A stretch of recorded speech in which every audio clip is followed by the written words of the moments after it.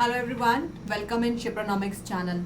Student, Madhya Pradesh assistant professor का exam बस बहुत करीब आ गया है और उसके लिए कुछ क्वेश्चंस इकोनोमेट्रिक्स के मैं इस फोल्डर में आप लोगों के लिए लेके आई हूँ। और first of all let me introduce myself. Student, I am doctor Shipra Srivastava. I am UGC NET JET qualified and I am PhD from university of Jammu. My specialization is econometrics and mathematical economics. And student, this is my mobile number 9320634901. You can message me on this number and this is my app Shipronomics. मेरे app को आप Google play store से download कर सकते हैं। और student, MP assistant professor के लिए MCQ टेस्ट सीरीज मेरे द्वारा जारी कर दी गई है, उसको भी आप मेरे ऐप से परचेज कर सकते हैं। देखिए, सबसे जो इम्पॉर्टेंट क्वेश्चंस हैं असिस्टेंट प्रोफेसर के लिए इकोनोमेट्रिक्स के, आप लोगों का जो सिलेबस है उसमें इकोनोमेट्रिक्स, मैथमेटिकल और स्टैटिस्टिक्स तीनों का जो सिलेबस है मिला करके दिया गया है। लेकिन उसमें सबसे पहले सांख्यिकी है, फिर इकोनोमेट्रिक्स है और उसके बाद मैथमेटिकल है। तो इकोनोमेट्रिक्स के जो इम्पॉर्टेंट क्वेश्चंस हैं उसमें खासकर एस्टिमेटर के क्वेश्चंस आ जाते हैं। एस्टिमेटर में जैसे मैंने यहाँ पर एक सवाल रखा है, OLS मापक की दक्षता की क्या शर्तें हैं। ठीक है, तो इसको हम इंग्लिश में लिख सकते हैं efficiency of OLS। Efficiency of OLS। OLS क्या होता है? Ordinary least square method. कोई भी एस्टिमेटर जो होता है वो एस्टिमेटर इफिशिएंट कब कहलाता है, उसकी कुछ शर्तें होती हैं। जैसे यहाँ पर पहली शर्त है expected U variable is equal to 0। मतलब कि जो एक्सपेक्टेड वैल्यू है, संभावित मूल्य है, वो शून्य के बराबर होगा। दूसरा मैंने रखा है वेरिएंस ऑफ यू, जो हमारा वेरिएबल है, is equal to standard deviation का स्क्वायर। और तीसरा है कोवेरिएंस या सहप्रसरण। कोवेरिएंस, कोई दो वेरिएबल का जो कोवेरिएंस है वो 0 होगा। तो देखिए, OLS एस्टिमेटर जो है वो हम कब यूज़ करते हैं? ऑर्डिनरी लीस्ट स्क्वायर, जब भी किसी भी वेरिएबल के डाटाज को आप कलेक्ट करते हो और उसको आप प्लॉट करते हो। डाटाज को एस्टिमेट करके जब हम प्लॉट करते हैं तो वो हमारे गुडनेस और फिट लाइन पर आने चाहिए, है ना।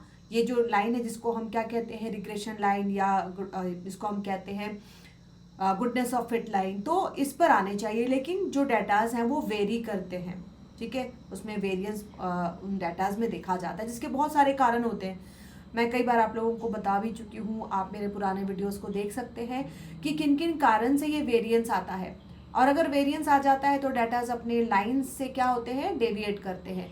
लेकिन ये जो डेविएशन होता है इसको मापना चाहते हैं और ये मापते हैं, इस वैल्यू को हम क्या कहते हैं? इस वैल्यू को हम कहते हैं एरर या त्रुटि।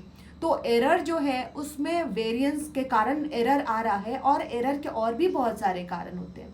लेकिन जब त्रुटि आ जाती है और वो मॉडल स्टोकेस्टिक मॉडल में कन्वर्ट हो जाता है, तो जब त्रुटि आ जाती है उन त्रुटियों को हटाना ज़रूरी है।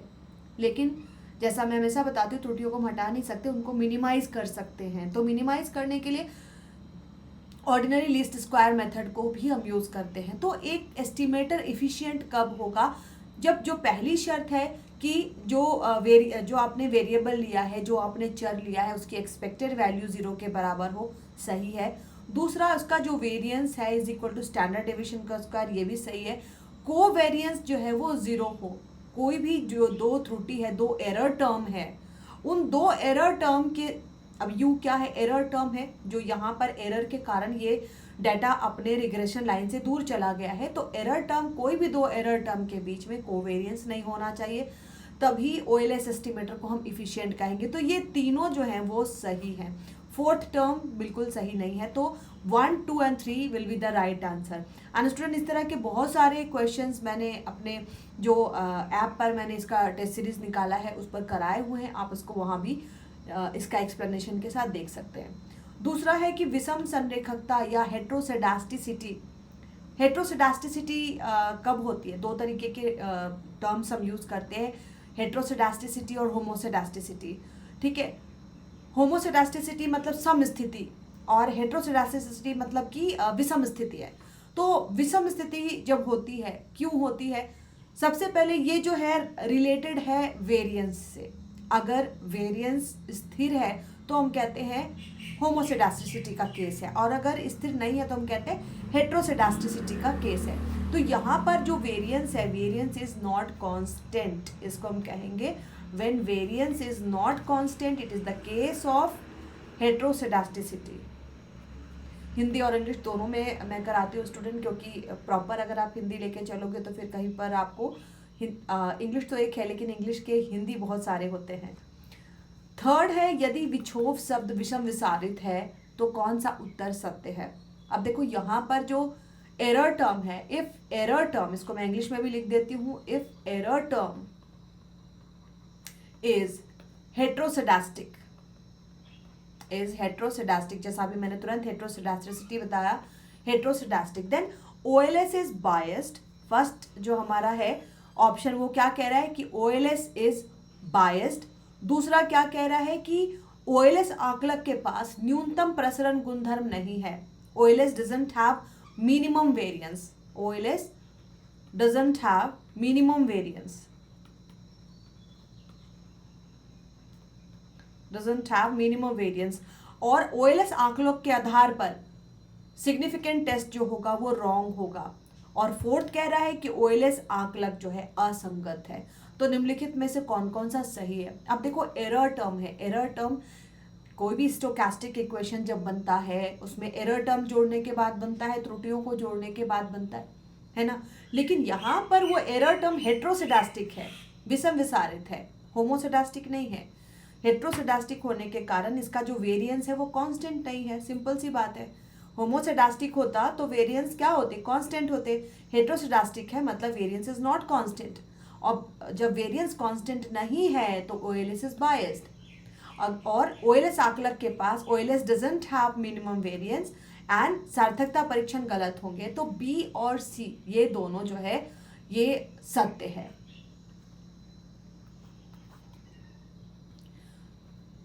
क्वेश्चन नंबर 4, यदि दो चर की स्थिति में प्राकृतिक समाश्रय समीकरण, प्राकृतिक मतलब कंप्यूटेड वैल्यू, जब हम किसी भी रिग्रेशन लाइन को हम मेजर करते हैं उसकी कंप्यूटेड वैल्यू निकालते हैं। यहाँ पे computed value y cap is equal to 60 plus 5x है, y cap is equal to 60 plus 5x। मैं कुछ दूसरा कलर यूज करती हूँ सो दैट आपको समझ में आ जाइए, ठीक है। y cap is equal to 50 plus 5x है, राइट।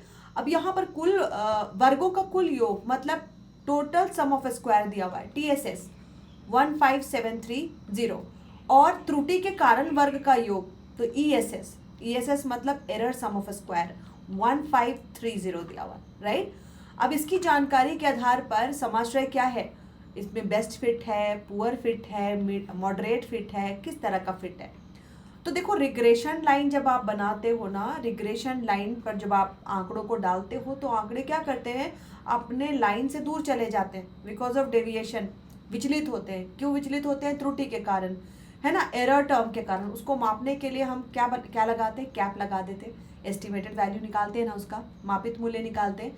अब मापित मूल्य निकालने के लिए जो इसका एरर है उसका भी स्क्वायर करोगे ना, क्योंकि किसी भी त्रुटि को अगर हमें कम करना है तो उसका हम वर्ग कर देते हैं। तो ESS 1530 दिया हुआ है, TSS 15730 दिया हुआ है। तो गुडनेस ऑफ फिट लाइन का जो फॉर्मूला है 1 माइनस ESS बाई TSS। तो यहाँ पर आप जब इन दोनों आंकड़ों को रखोगे तो आपका जो वैल्यू आएगा वो आएगा 0.9।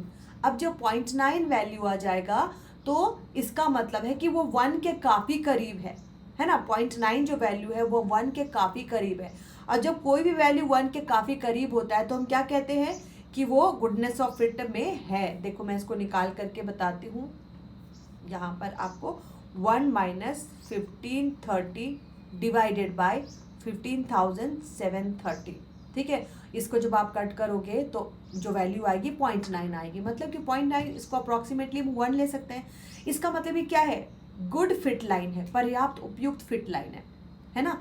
तो इस तरीके से छोटे छोटे मैथ्स भी आते हैं इकोनोमेट्रिक्स में, और ये सब स्टूडेंट आपको बहुत ही डिटेल में मेरे ऐप में मैं करवा रही हूँ। और मेरा जो टेस्ट सीरीज़ स्टार्ट हो रहा है मंडे से, केवल टेस्ट सीरीज में आपको एक्सप्लेनेशन के साथ मैं क्वेश्चंस करवाऊंगी।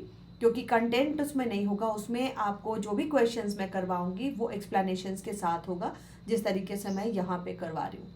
क्वेश्चन नंबर 5 कहता है कि मान लीजिए बीटा कैप एक OLS का अनुमानक है, वेरिएंस जो है वो स्थिर है, वेरिएंस स्थिर है मतलब होमोसेडास्टिसिटी का केस है, तो गॉस मार्को प्रमेय के कारण के अनुसार कौन सा सत्य है। तो देखो गॉस मार्को प्रमेय आप CLRM में पढ़ते हो, कांस्टेंट लीनियर रिग्रेशन मॉडल में आप पढ़ते हो गॉस मार्को प्रमेय।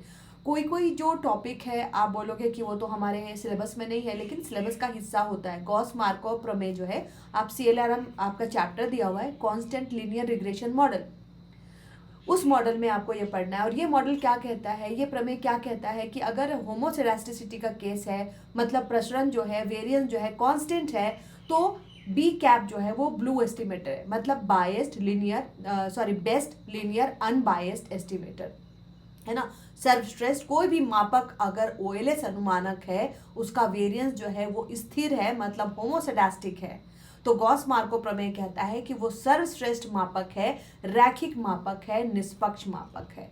ठीक है, तो ये यहाँ पर होगा ब्लू।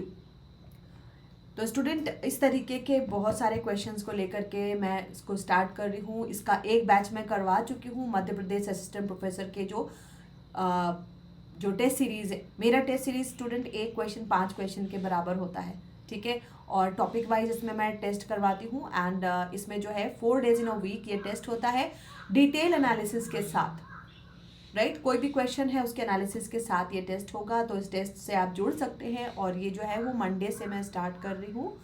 एंड इसके अलावा आप लोगों में से जो अभी भी कोर्स को लेकर करके रिवीजन करना चाहते हो, तो उसका रिकॉर्डेड कोर्स भी, मध्य प्रदेश असिस्टेंट प्रोफेसर का रिकॉर्डेड कोर्स भी उपलब्ध है, उसको भी आप ले सकते हैं। एंड रिकॉर्डेड कोर्स के साथ सैम्पल क्वेश्चंस दिए हुए हैं, ठीक है। तो that's all for today, bye bye.